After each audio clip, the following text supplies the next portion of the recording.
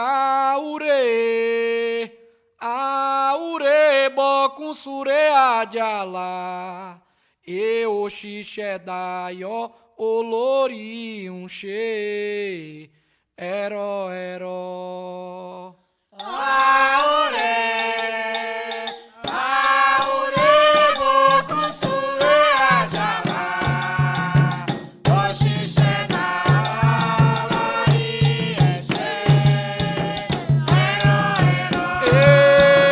aure, aure bokum sure ajala.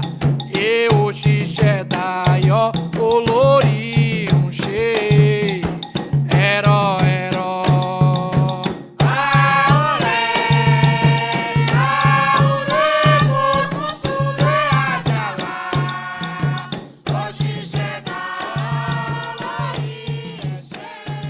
Olá, mais uma entrevista do Kizomba para que a gente conheça um pouco sobre a história dos babalorixás e alorixás. E em meio à pandemia, a gente vai com todos os cuidados visitando as pessoas para que possam dividir um pouco das suas vivências aqui com a gente. E hoje é dia de conhecer um pouco mais da história do Pai André de Oxalá. Pai, obrigado por ter me recebido aqui na sua casa, né, mais uma vez, e também obrigado pela parceria durante o ano.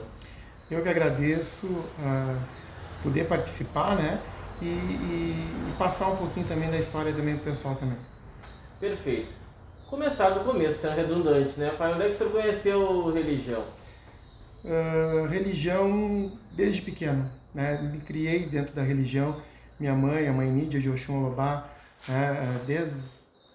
Desde que eu me conheço por gente, na casa da afinada Mãe Sueli de Bará, em Santa Maria, né? Onde a gente brincava no fundo do quintal, né? Fazia aquelas rodas entre as crianças, né? Batendo no balde, tocando tambor. Então eu me criei, posso dizer que eu me criei dentro de terreiro, dentro do Ilê de Santo. E qual é a lembrança que o senhor tem, além dessas rodas que tradicionalmente as crianças fazem no pátio, né? Qual é a lembrança que o senhor tem dos batuques daquela época? Olha, Israel, lembranças boas, né? Antigamente os batuques eram muita fruta, né?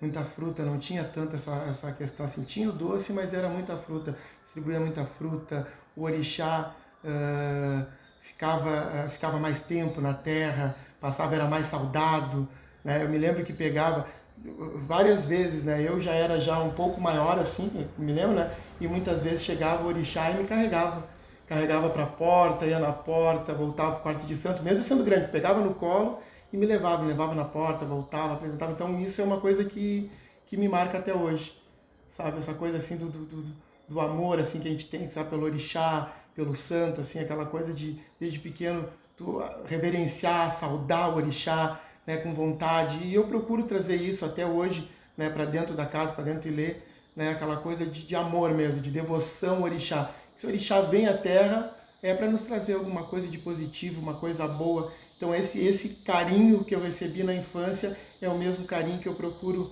até hoje ter por todo o orixá, né, independente da pessoa, mas o santo. O amor ao santo, o amor ao sagrado. E a sua iniciação religiosa foi feita por quem? Na casa tive o primeiro contato já na casa da afinada Mãe Sueli. Posteriormente ela veio a falecer e a gente fez uma obrigação na casa do Pai Jorge. Me lembro que eu fiz uma obrigação na casa do Pai Jorge, Pai Jorge de Oxalá, Oxalá Bocum, né, que é o pai de santo, foi pai de santo da Mãe Nídia. E eu me lembro que a gente fez a obrigação, eu, meu pai, minha mãe, meu pai e eu. A gente fez a obrigação. Foi se eu não me engano, foi um aribibó. A gente lavou a cabeça e fez um aribibó. Perfeito. Depois você seguiu por outras casas? Sim. Aí eu fui, né? Aquela coisa, eu tinha entre 13 e 14 anos, né? E eu já tinha a questão, primeiro contato depois que eu tive também com questão de incorporação, foi na casa do Luiz, com 12 anos. Né? Eu já fazia umbanda e já fazia quimbanda, né? Com 12 anos. Mas na questão da nação, a mãe segurava um pouco. Né? A mãe não tinha aquela coisa assim, tipo assim, não, vamos fazer, porque ela achava que era muito compromisso. E eu já tinha, né, função religiosa, não, espera um pouquinho, segura, né? Sempre dando aquela segurada. E aí eu peguei e disse assim, não mãe, eu quero fazer, mas não quero fazer na mesma goa, porque eu achava tipo assim, todo mundo vai dizer porque eu sou filho da senhora, eu me aprontei, não, mano, isso não vai acontecer. Não, eu quero uma casa que realmente eu possa crescer, que eu possa fazer as coisas por mim, eu quero pagar minha obrigação, eu quero ter as minhas coisas. E aí eu me lembro que eu fui para casa do Chico de Ogum, filho da mãe Eulália de Oxum, saudosa mãe Eulália, um grande carinho imenso por ela, até mesmo porque foi uma das pessoas que me deu muito apoio quando eu comecei, quando eu abri a casa, na realidade, na Bom Jesus. Muita gente não sabe, mas todas as cestas, pratos e coisas vieram da casa da mãe Eulália. Então, olha, tu vai lá, fala com a Carmen, pode levar tudo. Então eu tenho um grande carinho por ela. E fiquei na casa do pai Chico quase 18 anos.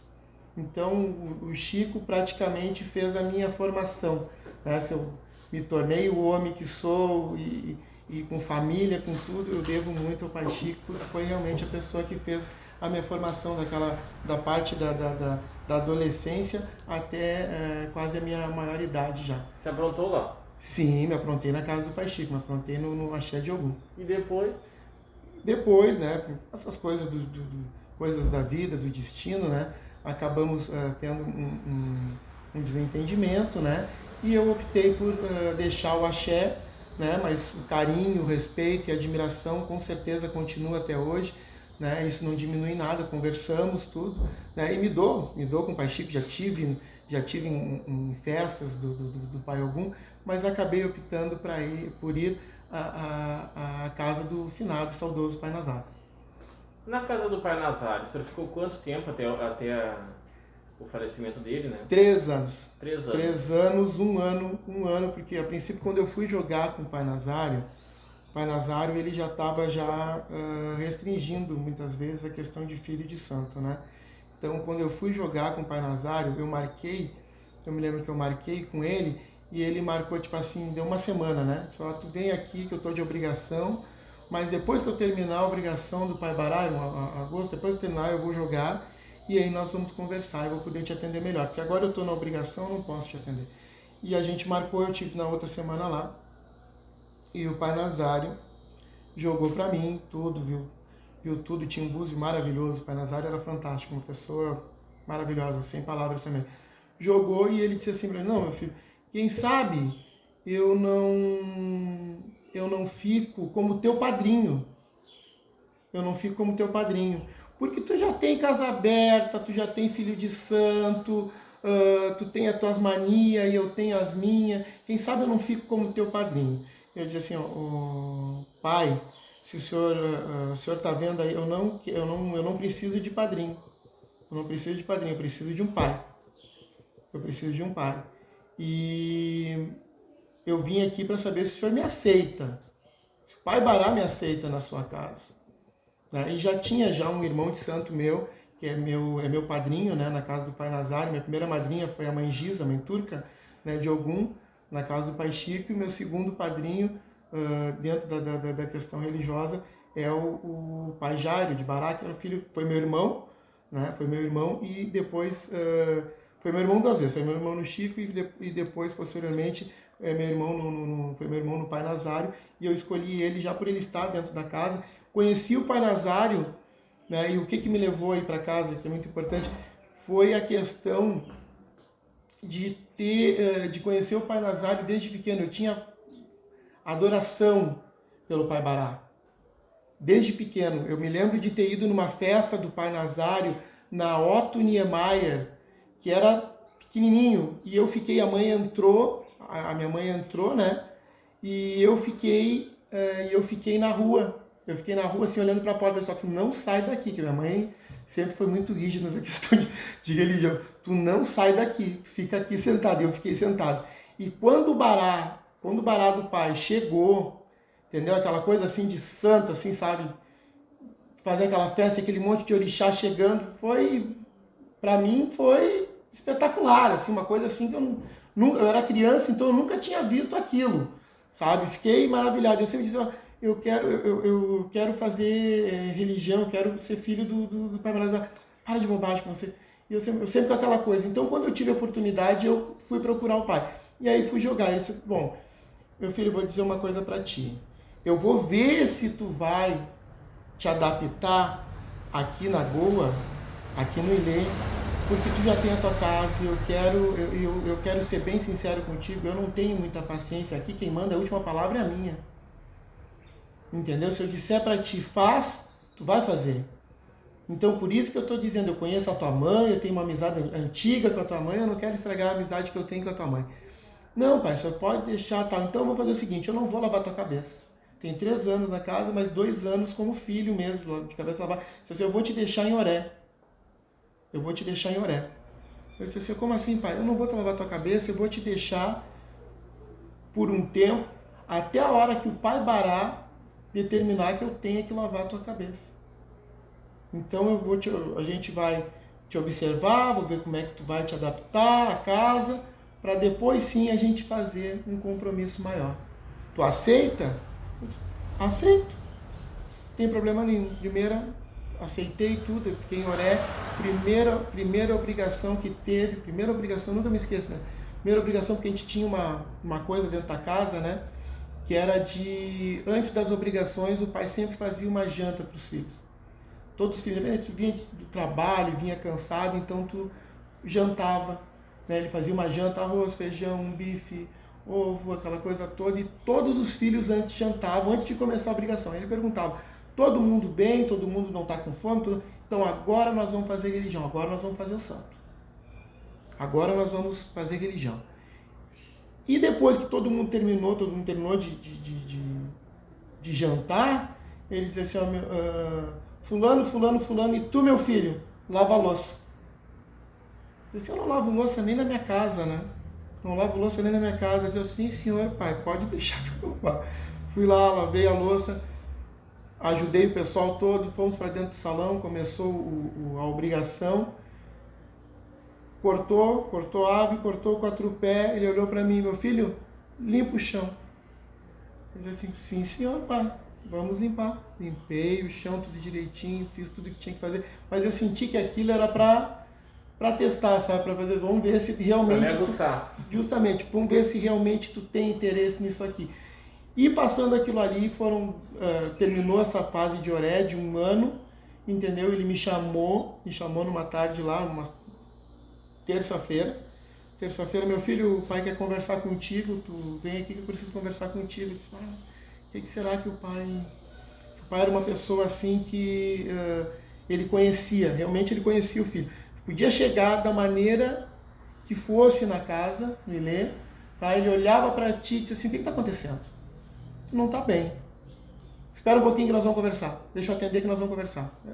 Ficava, outra coisa que eu aprendi dentro da casa, tu tem hora para chegar. Tem hora para chegar aqui, mas não tem hora para ir embora. Isso aqui é a casa do santo. O santo sabe o tempo dele. Então, tem algumas coisas que ficam na cabeça da gente, sabe? A gente procura passar. E eu fui lá. Fui na tarde lá. Cheguei. Sentei. Vamos lá jogar um búzio. Sentei na frente, ele jogou e disse assim, ó. Pai Bará quer que eu faça, que eu lave a tua cabeça agora. Tá? Pai Bará quer que eu lave a tua cabeça. Então... eu vou fazer isso daí que o pai tá lavando. Espero que tu continue sendo o filho, né? Essa pessoa que tu foi até agora, que teus irmãos ninguém tem queixa, e eu vou lavar tua cabeça. E a gente foi na praia em Ipanema, na frente da Oxum, ali onde tem a Oxum, e ele lavou minha cabeça, tudo direitinho. Então só tenho a agradecer porque eu divido a minha vida como se fossem 2, né? O antes e o depois. Porque assim como teve o Chico na participação toda na minha adolescência, né? até a fase adulta, teve o Pai Nazário, quando eu cheguei lá, já com família, com casa, aquela sensibilidade que ele tinha e aquela rigidez de dizer, não, é assim que tu tem que fazer. É assim que tu tem que proceder dentro da tua casa. E ele sempre dizia, né? A casa do meu filho é minha casa. Eu que mando. Não tem essas coisas. A casa do meu filho é minha casa. É uma extensão da casa do Pai Bará. Né? Então a gente sempre respeitou muito. Então tudo que eu tenho, eu agradeço ao Axé de Exu Daré, eu agradeço ao Pai Nazário, eu agradeço a tudo aquilo que ele passou, e que se não é numa totalidade o que a gente faz devido ao tempo e à convivência, eu procuro seguir as poucas coisas que ele me passou. E tem dado certo, tem dado certo. Tudo que a gente conquistou, tudo que eu conquistei, tudo que eu tenho, eu devo ao Axé de Exu Daré. Porque a gente conquistou e não conquistou pouco, a gente fez muito com esse Axé. Pai, os filhos do Pai Nazário, eu observo que tem uma peculiaridade, vamos dizer assim, de semelhança, que é a vestimenta. É por inspiração nele? Eu acredito que sim. E o pai tinha aquela coisa assim de... Pra mim, é que nem eu digo, eu sou filho, entendeu? Eu tenho uma... Aqui em casa é quase que uma idolatria, né? É quase que uma idolatria, entendeu? Desde da questão do ancestral, a orixá, a pessoa do pai, entendeu? É quase que uma idolatria. Então a vestimenta, a roupa, tudo aquilo que ele passou referente à roupa, como se vestir, como se portar, entendeu? Eu acredito que seja assim, na questão mesmo de ter ele como um ídolo, né? De ter ele como uma pessoa assim e olhar assim, eu quero ser o meu pai. Porque a gente tem que se espelhar. Eu acho que a pessoa que é iniciada na religião, ela tem que se espelhar em alguém. E nada mais justo que na família, né, com o próprio pai. Então a gente tem essa coisa assim, muitas das roupas, claro, hoje em dia eu já não estou usando mais o bubo, né? Que o pai usava aquele bubo pesado, um bubo com bastante fita, né? Eu já não estou usando o bubo, até mesmo porque o tempo vai chegando, né? Eu não vou falar o tempo que o pai também, com a idade que tinha, mas vai passando e aquilo vai pesando, vai pesando. Então eu tenho as roupas do tempo ainda que eu era, porque eu guardei por recordação. Tenho todas as roupas que eu usei dentro da casa do pai, por recordação, por carinho, por estima. E aí aderi essa roupa um pouco mais leve, mas não tirando aquela coisa mesmo de... Com as características. Justamente. Pai, para a gente encerrar esse bloco, uma história do Exu Daré que o senhor possa contar que lhe emociona. A minha. Não tem como. Quando eu entrei para a casa do pai, gente, eu não tinha nada. Nada. Tipo assim, eu tinha minha casa, tinha meu santo, entendeu? Não tinha carro, trabalhava, entendeu? Trabalhava assalariado, entendeu? Eu fui vigilante, né? Assalariado, aquela coisa toda, e entrei para a casa do pai. E aí teve a primeira obrigação dentro do Ilê, né? O Pai Bará, eu estava assim no canto, assim, tinha o trono do Pai Bará, quem se lembra, né, da casa, era o quarto santo, o trono do lado, e eu fiquei no canto, assim, olhando o Pai Bará na despedida de ir embora, né? O santo ia embora e tal, e eu fiquei no canto, assim.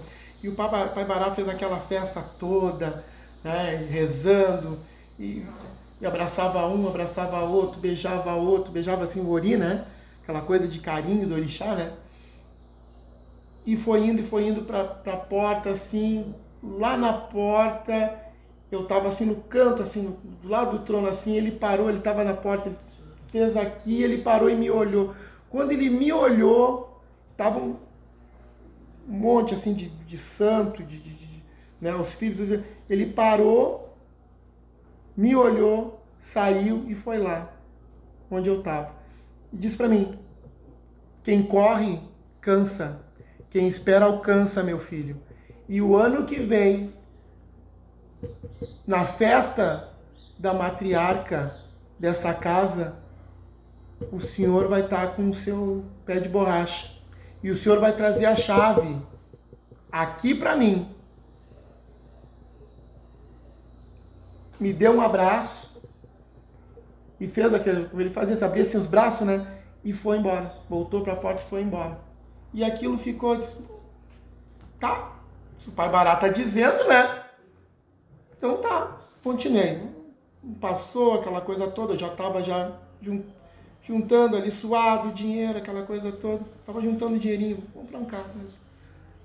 Era longe, eu morava na Bom Jesus na época, e atravessava para vir para Otto, né? Então pegava praticamente 2 ônibus. Vou pegar um carro para mim e tal. Juntei, como se diz assim, 3 mil. Tá? Juntando ali, no sacrifício, 3 mil. Chegou, tinha visto uns carros, tá? Não deu por isso, não deu por aquilo, por diversas situações, pouco dinheiro, de entrada, aquela coisa toda. Eu tinha falado com o Jorge, que é um amigo, né? Tinha visto um Uno. Eu assim, Jorge, eu tenho 3 mil não dá. No mínimo 5. Eu disse, não, 5 eu não tenho agora, Jorge. Não tem como te fazer assim. Tá, beleza. Passou. Disse, não deu. Chegou no dia do corte, no dia da obrigação, né, da março. O meu bar fazia, né? Obrigação, no dia do corte, eu arrumei minhas coisas, arrumei minha mochilinha, botei minhas roupas, tudo direitinho para ir para casa do pai. Desci para parar. Quando eu tô chegando na parada do ônibus, o Jorge passou por mim. Parou bem no cruzeiro, assim. Que era a parada do ônibus, parou bem no cruzeiro. Ele chegou no cruzeiro, ele deu ré. Voltou. Escuta aqui. Tu tem aqueles 3 mil ainda que tu falou? Eu disse, tenho. Vai lá que a gente vai fechar. Vou vender pra ti. Eu disse, não acredito. Não acredito. Não. Vai lá. Vai lá amanhã lá que nós vamos fechar isso aí, que eu vou fazer o contrato lá pra nós, lá a gente vai fechar isso aí, depois tu vai me pagar assim. Pô, fui pra obrigação, peguei o ônibus pra obrigação, não falei nada pra ninguém, fiquei... Vou esperar fechar, né? Não vou falar nada pra ninguém, vou ficar quieto e tal. Obrigação, teve todo o corte, aquela coisa, voltei, fui no outro dia, fechei negócio, peguei o carro, eu vou na casa do pai. Quando eu cheguei no portão, o Bará já tinha respondido dentro de casa. Foi comigo. Falei pro senhor, abri, me ajoelhei, bati cabeça, aquela coisa toda. Isso aqui é a primeira das muitas conquistas que o senhor vai ter na sua vida. Ele disse para mim. E foi verdade, porque depois dali eu abri um salão de beleza, eu abri uma tabacaria, eu fiz dinheiro. Eu não parei, eu parei de trabalhar. Comecei a fazer só religião. Só religião. E tive resposta. Então, quer dizer, tem coisas que a gente tem que acreditar, né? Não tem como não. E isso daí foi uma coisa que ficou muito marcada para mim. Bacana, com essa história da Exudaria a gente vai encerrar esse bloco. Depois do comercial a gente vai falar sobre festas de Exu, sobre axé de boi e muito mais.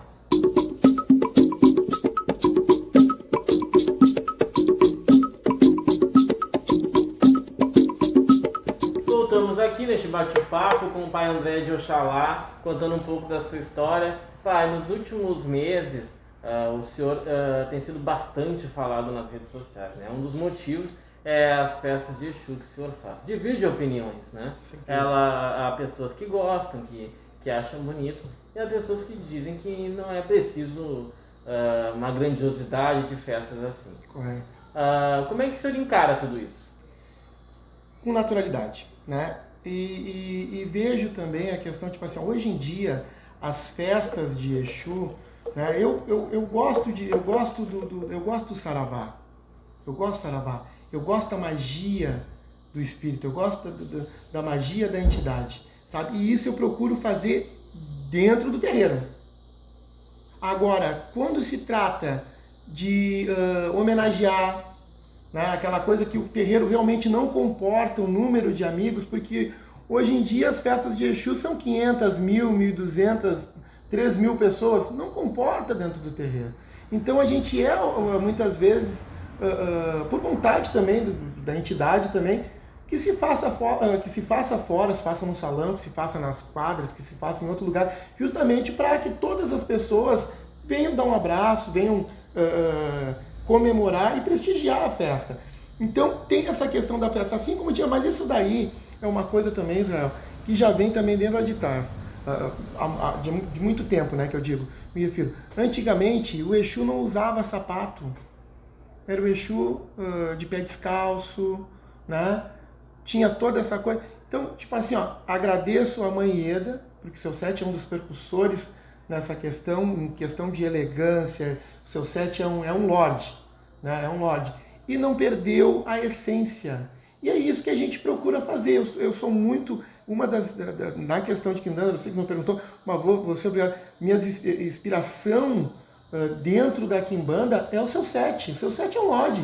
Eu acho que o seu Sete ele é aquele Exu que veio realmente para marcar um tempo, né? E escrever o seu nome. Marcar e mudar. Mudar. Não tem como tu dizer. Tu não vai falar de Quimbanda daqui a 100 anos se tu não falar no Sete. Não tem como não. Então, tipo assim, ó, se faz o salão, as entradas, é evidente que algumas coisas, o tempo ele vai evoluindo, né? O espírito evolui, as pessoas evoluem, o tempo não para. As coisas vão evoluindo. Mas é uma coisa que eu vejo assim com naturalidade. Sabe, muitas vezes causa estranheza para algumas pessoas, pelo fato até mesmo tem pessoas de 50 anos que não estão acostumadas mais com esse tipo de coisa. Claro, tem algumas coisas que eu não vou, eu sou contra, né? Na questão de que tem algumas coisas que eu sou contra, mas, tipo assim, ó, cada um sabe da sua casa, entende? Cada um sabe aonde aperta o seu sapato, cada um sabe O que você é contra, por exemplo? Sou contra a questão de muitas vezes, tipo assim, o marido cortar para a mulher, eu sou contra, sabe? Eu acho que isso daí é uma coisa, tipo assim, ó, é a mesma coisa, independente de se lidar com o espírito ou com a entidade, eu acho que a gente tem que ter um certo respeito. Como é que a mesma mão que corta, que faz o corte, entendeu? É a mesma mão que depois, no caso, acaricia, é a mesma mão que ama, é a mesma... é casal, é um casal. Então, tipo assim, ó, eu tenho minha esposa, ela tem o feitor dela pro lado de Exu, né? E se fosse assim, que hoje em dia eu vejo muito isso aí, tá quase como se fosse uma moda. Você me entende? Isso daí eu acho errado. Eu não, tipo assim, eu acho errado. Agora eu não faço dentro da minha casa, mas não critico as pessoas que fazem. Não sei se tu me entende. Claro. Não critico as pessoas que fazem. Cada um é rei dentro da sua casa. Se tá dando certo. Falando em rei, vamos falar de axé real, então. A axé de boi, meu pai, o senhor também é um pouco criticado quanto a isso, né? A gente usa, na realidade, a questão do... o axé de ouro, né? O axé de ouro, o verdadeiro axé real. Não é questão de desmerecer ninguém. Eu já contei essa história, mas vou contar de novo, né? Tipo assim, ó, o axé real, o axé de boi, é o mesmo axé que o seu Sete faz, é o axé de boi, o axé real, né? Agora, o nome axé real, entendeu? Isso daí veio depois, né? Que é a faca de boi, é o axé de boi, é o axé de boi, é o maior axé dentro da cabala de Exu, ou seja, sendo o maior axé real. Isso aí foi aqui, até mesmo com o nosso Alabê, com o Alabê oficial do Ilê, que é o Alfredo de Ossan. Nós estávamos conversando, quando a gente conversou lá em 2017, 2016, isso? Acho que 2017, estávamos conversando e teve essa questão de dizer, Alfredo, eu quero que tu faça um ponto pro Exu Tranca-Rua, né? Que até isso agora, o Exu Tranca-Rua, na realidade o apelido, depois eu vou falar do apelido do Exu. Todo mundo, o Exu Tranca-Rua, tal, o pessoal começou, embaixador, mas é por causa da Maria Padilha, depois eu conto a história. Então, teve essa questão do Alfredo. O Alfredo teve aqui, eu disse, Alfredo, eu preciso de um ponto pro Exu. Eu quero que tu faça um ponto pro Exu Tranca-Rua, um ponto para marcar essa trajetória, essa trajetória dele com nós aqui. Então, eu queria que tu fizesse um ponto, que eu acho bonito.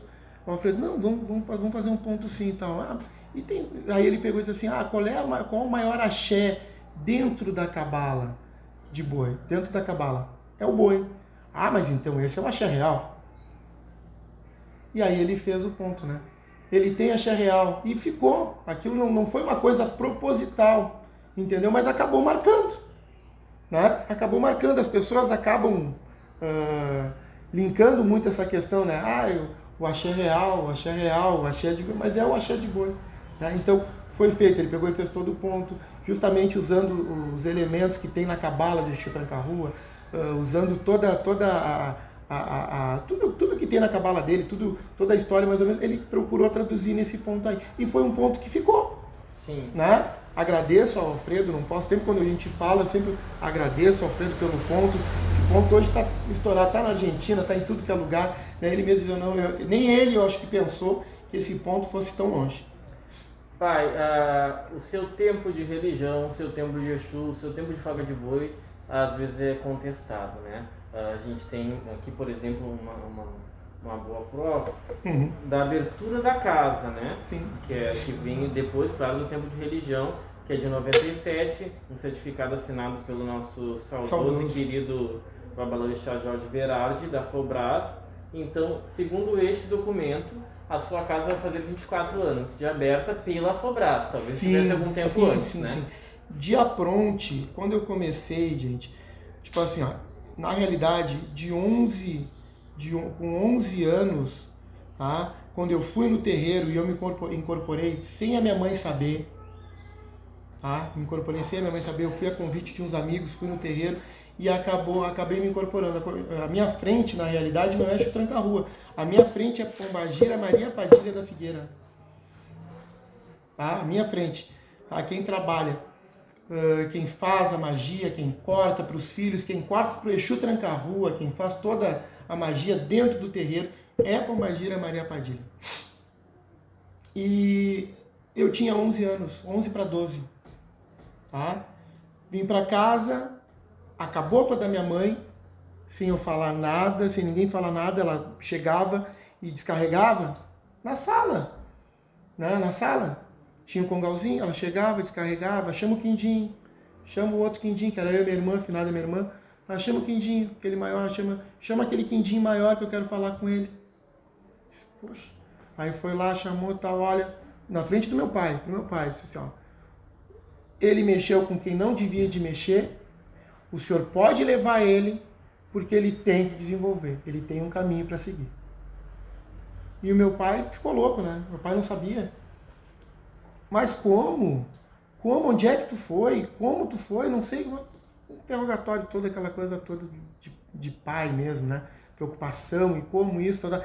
E a primeira coisa, né, meu pai dizia assim, né, com quem, não sei o que mais, eu não sei com quem eu estava, não sabia na realidade quem tinha chegado mesmo. Depois é que indo até, minha mãe me levou no outro dia, minha mãe pegou pela mão, me levou na casa do pai Luiz, bateu o palmo e disse, ó, vim te entregar o meu filho.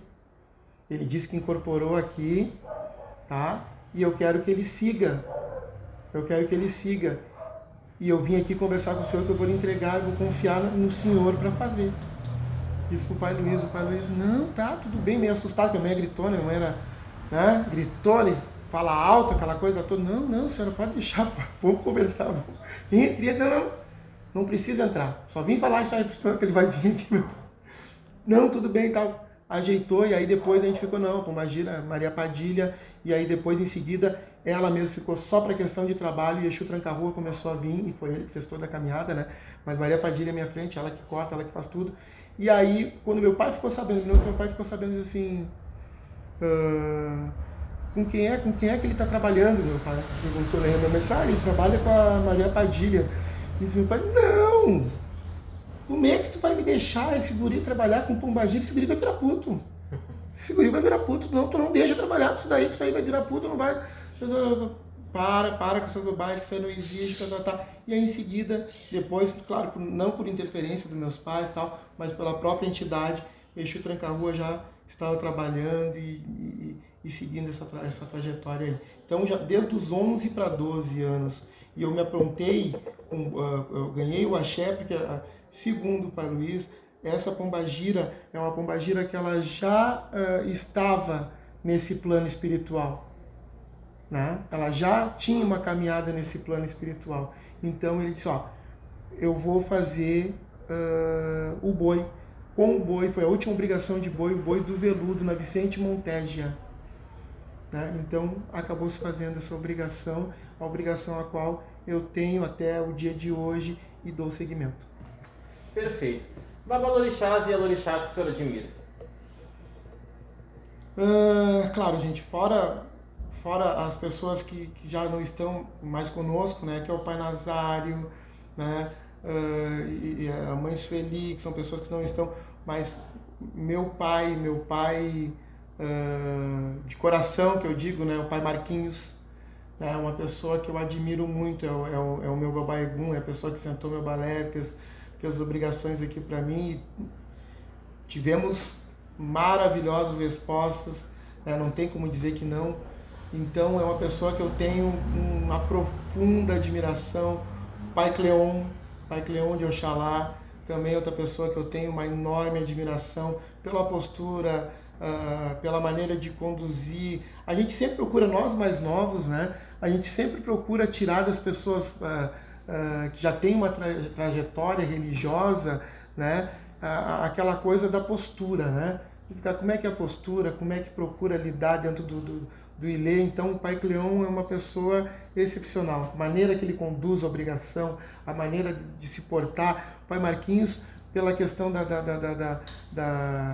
assentamento, do orixá. O Pai Marquinhos é uma pessoa que tem um conhecimento também muito grande, muito grande. Sentar para conversar com o pai é a mesma coisa como se eu sentasse com o Pai Nazar. Pode ser assim, porque parece que tu tá, sabe, ele é atento a todas as coisas, ele sabe brincar na hora que ele tem que brincar, chamar atenção na hora que tem que te chamar atenção e te dizer as verdades. Não é aquela coisa tipo assim, meu filho, tá tudo muito bom, ai que bom, meu filho. Não. Se o pai tiver que te olhar para tua cara e dizer para ti, ó, tá errado, não funciona assim. Ele olha para ti e diz, é a mesma coisa, sabe, a sinceridade, a transparência e a retidão, principalmente na questão religiosa. Sabe, se tiver alguma coisa, entendeu? E mesmo com casa aberta, com tudo, meu filho, é assim. Então tá, vamos fazer. Então é uma pessoa que eu tenho como, sabe, profunda admiração. Eu acredito Pai Cleon, Pai Marquinhos, mais proximidade para Pai Cleon, sempre pela conduta, pela questão religiosa. Quero aproveitar que o senhor falou no Pai Cleon, desejar um grande abraço a toda a Goa do Reino de Oxalá. Um grande axé. Dizer que estamos todos na torcida para que o Pai Cleon se recupere o mais rápido possível e esteja logo entre nós. E a minha mãe, né? Que eu, na realidade, eu sempre digo, mãe, muitas vezes a gente, aquela coisa que a gente entra em discussão, que é questão de família, né? Não é, eu acho que é isso, eu acho que é aquilo, mas eu sempre digo, né? Se hoje eu sou babalorixá, se hoje eu tenho casa aberta, se hoje eu fiz muita coisa dentro da religião, muita coisa, mãe, foi me espelhando na senhora. Foi aquela coisa mesmo de ver e dizer assim, ó, eu quero ser que nem a minha mãe. Eu quero fazer como a minha mãe. Quando eu vi ela cortando, hoje em dia eu vejo meu filho, o Adrian está com 2 anos e meio, e a gente pega para fazer um serviço ou uma obrigação e ele corre, pai, vai cortar, vai fazer, ele fica, vai cortar a dainha? Vou, filho, então tu senta aqui, fica quietinho, e tu vê pelo brilho dos olhos dele, assim, sabe, aquela coisa, esses dias ele queria, pai, hoje eu vou cortar, não, tu não pode, tu é pequeno, um dia tu vai, sabe, mas é a mesma, eu vejo assim, eu me vejo nele, sabe, aquela coisa assim de querer fazer, de querer ser igual à minha mãe, sabe, e ele assim, eu quero ser igual ao meu pai, então eu vejo aquele brilho assim nos olhos dele e aquilo me lembra muito assim, aquela coisa, eu quero ser igual à minha mãe fazia aquelas obrigações, cortava, eu quero fazer igual à minha mãe, quero ser igual à minha mãe, então isso eu tenho, e eu agradeço muito a mãe porque ela sempre foi uma pessoa que sempre me deu apoio, sempre esteve comigo nas dificuldades, nas alegrias, mãe, né? Não tem outra mãe. Verdade. Pai, a gente está num ano de pandemia, né? Daqui a 50, 80 anos as pessoas vão olhar esse vídeo, vão me ver de máscara e vão saber que foi no ano da pandemia, né? No ano que o mundo parou. A gente caminha para o fim dessa entrevista e para encerrar eu gostaria que o senhor deixasse uma mensagem de fim de ano e uma mensagem a todas as pessoas que de alguma forma foram afetadas com tudo isso. Pessoal, que Chapanã, Sapatá, Chapanã, Jubiteí, meu Pai, abençoe a todos nós, né, nesse momento de dificuldade que estamos passando. Que Iemanjá, minha mãe, o ano que vem, minha rainha, entendeu? Abençoe a gente, para que a gente possa ter um ano maravilhoso, que a gente possa superar. Enfim, está chegando a vacina, mas assim como foi esse ano, acredito que foi um dos anos que a gente resgatou muita coisa, principalmente religiosamente. Sabe, aquela coisa mesmo do filho mais próximo, das festas mais entre família, sabe, aquela coisa mesmo da Goa mesmo se unir, de ter aquela união. Não, a gente não vai fazer algumas obrigações externas, nós vamos fazer interna, e a família responder, eles virem para cá, ter aquele canto, aquele louvor, aquela energia positiva, sabe? Que a gente, não que quando tem os amigos a gente não tenha, mas quando tem a família, parece que é uma energia diferente, é uma coisa diferenciada.